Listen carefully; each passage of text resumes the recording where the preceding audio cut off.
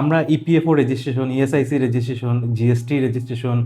আপনারা অনেকেই অনেক সময় চিন্তা করেন জিএসটি রেজিস্ট্রেশন করব বা এরকম বিভিন্ন ধরনের লিগ্যাল সার্ভিসেসের জন্য কোথায় গেলে আমি পাবো। আপনারা অনেকেই অনেক সময় এরকম চিন্তা ভাবনা করেন, বা আপনাদের কোম্পানি বা সংস্থা বা দোকান আছে, বড় ব্যবসা আছে, যেখানে আপনারা সেই প্রভিডেন্ট ফান্ডের রেজিস্ট্রেশন করতে চাইছেন, ইএসআইসি করতে চাইছেন আপনাদের এমপ্লয়িদের জন্য। এরকম যে সকল ডিজিটাল সেবাগুলা, সেই ডিজিটাল সেবাগুলা পেতে হলে আপনারা আসতে পারেন digital consultancy and IT services, আমাদের শিলচরের ন্যাশনাল হাইওয়েতে। এখানে কি কি সার্ভিসেস আছে সবকিছু আমি বলে দিচ্ছি, অ্যাড্রেসটা বলে দিই। চলুন ভিতরে যাব এবং ওনাদের সঙ্গে কথা বলবো, কি কি আছে ওনারা আমাদেরকে জানাবেন, সঙ্গে থাকবেন। কিন্তু এটা হচ্ছে সেই ডিজিটাল কনসালটেন্সি অ্যান্ড আইটি সার্ভিসেসের বিল্ডিংটা, নিচের দিকে গিয়েই ওনাদের অফিস। এদিকে ন্যাশনাল হাইওয়ে বাজার পার হয়ে যে সময় আসবেন সাউথ পয়েন্ট স্কুল, এবং সাউথ পয়েন্ট স্কুলের সঙ্গের যে এই যে 4-5 তলা যে বিল্ডিং, সেই বিল্ডিংয়ের নিচেই ওনাদেরটা আছে। এদিকেও যদি আপনারা আসেন সেই চেংকুরি রোড হয়ে, তো আপনারা সেই পুলের পরেই সাউথ পয়েন্ট স্কুলের আগে আপনারা এটা পেয়ে যাবেন। এখানে বলে দেওয়া হয়েছে আপনাদের, এই দেখে নিন, digital consultancy and IT services, EPFO, ESIC registration, return, GST registration and return, income tax return, IT যদি আপনারা ইনকাম ট্যাক্স রিটার্ন করতে চান, GeM related support, online e tender support, labour licence, digital signature and all type of online registration সব কিছু হয়। এবং এই যে বিল্ডিংটা, এই বিল্ডিংটার এদিক দিয়ে আপনাদেরকে যেতে লাগবে। যাওয়ার সময় আপনারা এখানেই আপনারা এই যে ওনারটা এটা পেয়ে যাবেন, সেই ডিজিটাল কনসালটেন্সি অ্যান্ড আইটি সার্ভিসেসের ওনাদের এই বোর্ডটা পেয়ে যাবেন এখানে, দর্শকবৃন্দ। তো কি national highway near south point school, mobile নম্বর দেওয়া আছে, আমি স্ক্রিনেও দিয়ে দেবো।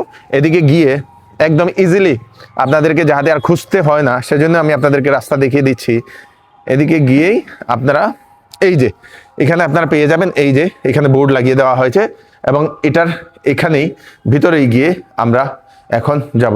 ভিতরে ঢুকবেন যে সময় এরকম আপনারা বোর্ড পাবেন, এরকম একটা নমস্কার নমস্কার, হ্যাঁ, উনি একজন রিসেপশনে বসে থাকবেন, তারপরে ডাইরেক্ট আপনারা গিয়ে এখানে ঢুকবেন। নমস্কার দাদা। নমস্কার। নমস্কার নমস্কার। তো আপনাদের এখানে আসলাম। আগে আপনাদের এই ডিজিটাল কনসালটেন্সি আইটি সার্ভিসটা কোথায় ছিল, কোন জায়গায়? আগে আমাদের ন্যাশনাল হাই পয়েন্টে ছিল, যেটা শনি মন্দিরের অপোজিটে বলে।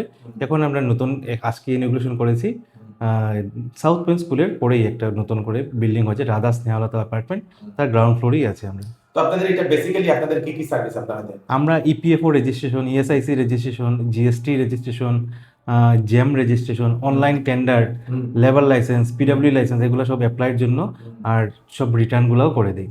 কোনো যদি দোকান বা কোনো যদি সংস্থা হয়, যদি জিএসটি রেজিস্ট্রেশন করতে চায় আপনাদের, হ্যাঁ, আমাদেরকে যোগাযোগ করলে জিএসটি রেজিস্ট্রেশন করবো। তো কি ডকুমেন্ট জেনারেলি লাগে এরকম কোনো সংস্থা বা দোকানকে রেজিস্ট্রেশন করতে? জিএসটি রেজিস্ট্রেশন এখন অনেক ইজি হয়ে গেছে ছোট ব্যবসায়ীদের জন্য।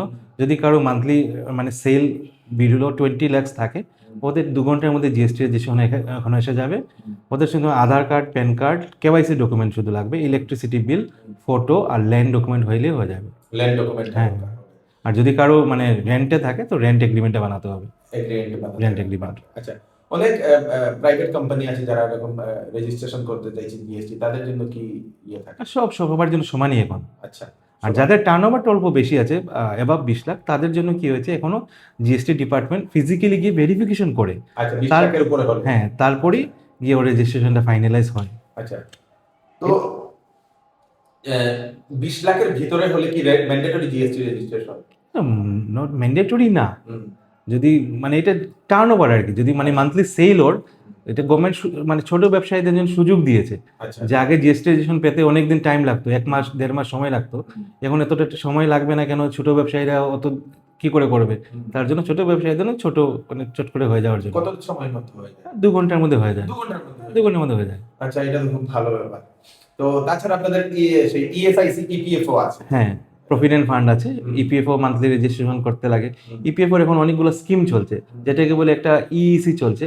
অনেক এস্টাবলিশমেন্ট আছেন যারা রেজিস্ট্রেশন নিয়ে রেখেছেন কিন্তু মান্থলি রিটার্ন দিচ্ছেন না, 4 বছর 5 বছর রিটার্ন দিচ্ছেন না।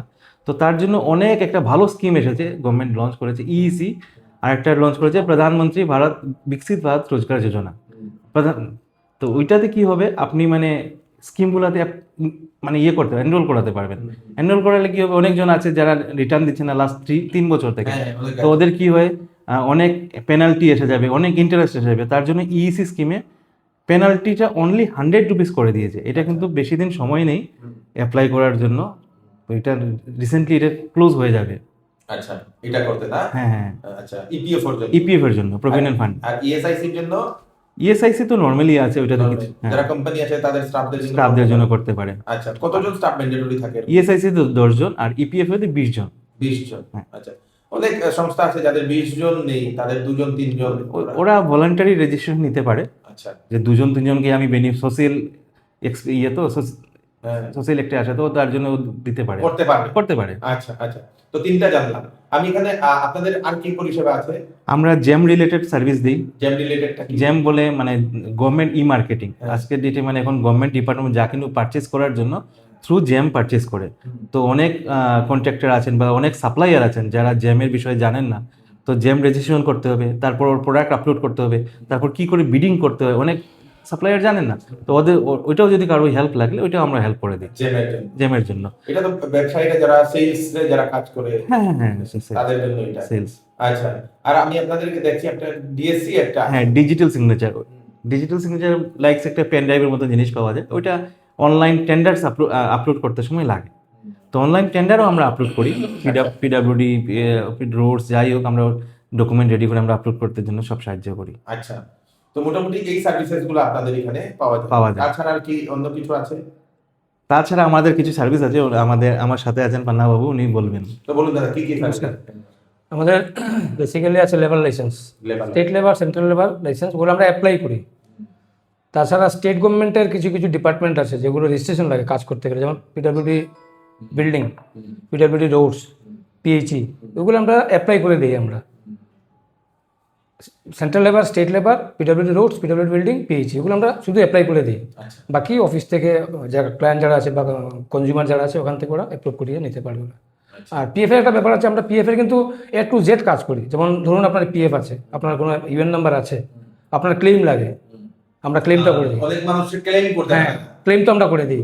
ধরুন আপনি ক্লেম করার আগে আপনার কেওয়াইসি জমা নেই, আপনার ব্যাংক ডিটেলস নেই, পেন নেই, ওটাও কিন্তু আপলোড আমরা করে দিই।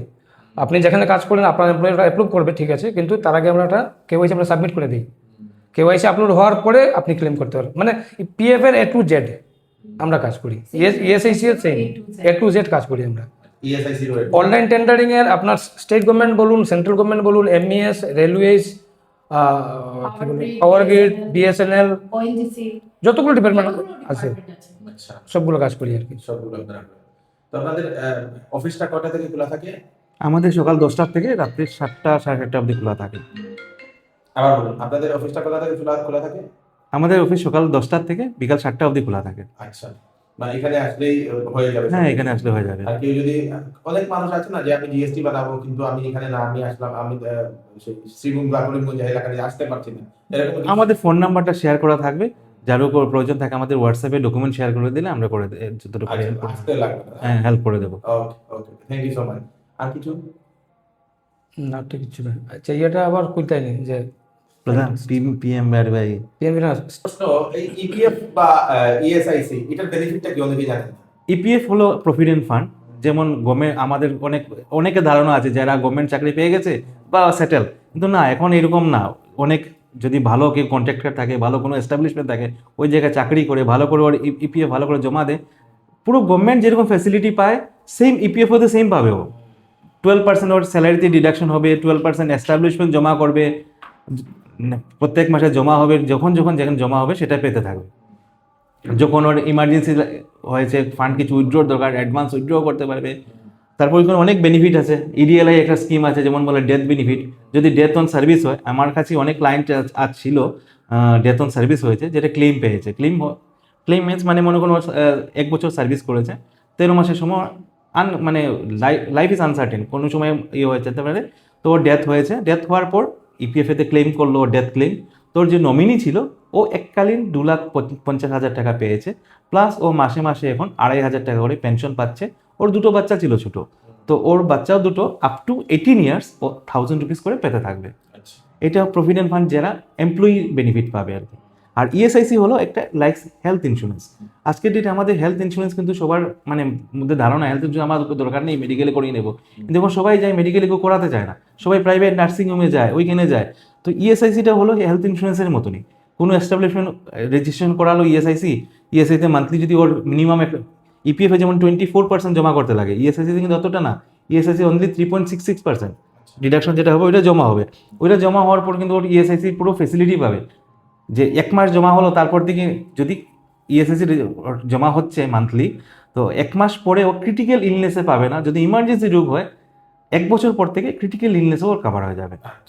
আমাদের ইএসআইসি শিলচরে ডিসপেন্সারি আছে, তারাপুর রেলওয়ে স্টেশনের অপোজিটে, আর ইটখোলা যে মেডিল্যান্ড আছে ওইটার সাথে ইএসআইসি টাই আপ আছে। হ্যাঁ, তো ইএসআইসি আরও শিলচরে অনেকগুলোর সাথে টাই আপ করতে চাইছে কিন্তু এখনো হয়নি। গুয়াহাটিতে ম্যাক্সিমাম হসপিটালে ইএসআইসি টাই আপ আছে। তো ইএসআইসি যারা যারা আছে ওদের ক্যাশলেস ট্রিটমেন্ট হয়। হ্যাঁ, এটা করলে ভালো। হ্যাঁ, ডিসপেন্সারিতে গেলে ওষুধ টষুধও ফ্রি পেয়ে যায়। এটা প্রাইভেট এমপ্লয়িরাও করতে পারে। হ্যাঁ, প্রাইভেট এমপ্লয়ি করতে পারেন। ইন্ডিভিজুয়াল করতে পারবে নাকি এটা? হ্যাঁ, ইন্ডিভিজুয়াল যদি আমি মনে করি আমি এমপ্লয়ি হয়ে আমি করতে পারবো না, আমি কারোর সাথে যুক্ত হতে হবে, মানে কোনো এস্টাবলিশমেন্ট, কোনো কন্ট্রাক্টর, যে কোনো সাথে যুক্ত হতে হবে, ও আমার বিএফএ ডিডাকশন করে জমা দিতে হবে। এমপ্লয়ি হতে হ্যাঁ, কোনো ছোট দোকানদারও 4-5 জন এমপ্লয়ি আছে, হ্যাঁ করতে পারে, ও করতে পারবে না? করতে পারে। তো যদি আপনাদের এরকম যদি কোনো ধরনের সেই ইনকাম ট্যাক্স রিলেটেড যদি সার্ভিস, সেই আপনাদের প্রভিডেন্ট ফান্ড রিলেটেড যদি কোনো ধরনের সার্ভিস দরকার হয়, বা আপনাদের সেই ইএসআইসি রিলেটেড সার্ভিস, সেই ডিএসসি রিলেটেড সার্ভিস, টেন্ডার আপনারা ফিল আপ করতে চাইছেন, সব কিছুর জন্য আপনারা এখানে আসতে পারেন।